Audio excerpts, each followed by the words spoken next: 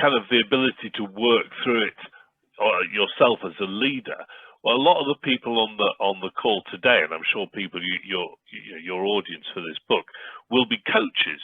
So how would you recommend that a coach worked with a leader using this book? Okay, so what I would say to any coach, I am not holding this. There's nothing there that, as long as you are honorable to the people who I've mentioned and mentioned that it's their work and it appears in my book, I'm totally happy. The more this can go out into the world and help people, it is something that you can take people through.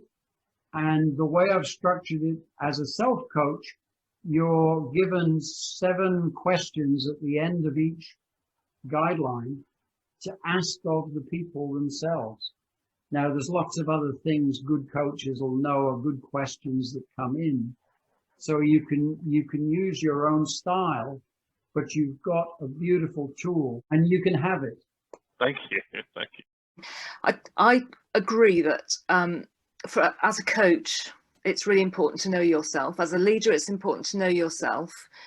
And I was just wondering, when you're working with somebody as a coach, looking at helping them to get to know themselves, how long do you reckon it takes, and how much do you put on looking at formal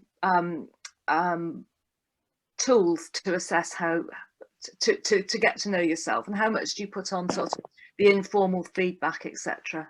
Just wondering what hints and tips you've got really to do it. It's taken me years to get to know bits about myself. I still don't know myself totally, but how can you do it in a really efficient way that brings immediate benefits for your coachee, really? Okay, it's a great question. I would say that one of the things that I like to do is I like to end up with the person rectifying something that's important to them. It doesn't matter how small. It doesn't matter how small. So if I can get that person to identify for me, let's say, we'll just use delegation as an example. Yeah. No, I'll mention 2. There are 2 absolute, it depends on what level you're talking about. Yeah. But a lot of people have trouble with time management because they're doing too many things that they shouldn't be doing and not delegating tasks to others. And the other is delegation, or holding people accountable for what they're doing on your behalf. Now, both of them sound big, but if you get them to tell you stories as part of that chemistry and part of the first coaching session about how would it feel if you were able, you've told me about the difficulty you're having with John. John's always coming back and telling you he doesn't really understand. Okay, what's he actually telling you? What do you think he's telling you? Okay, and what you're trying to find out is if Joe is trying to hand the job back and the person you are talking to is not really picking that. He's either saying to himself, oh, the guy's thick, or what on earth, it's going to take me too long to teach him. And so he takes the job back. Yeah.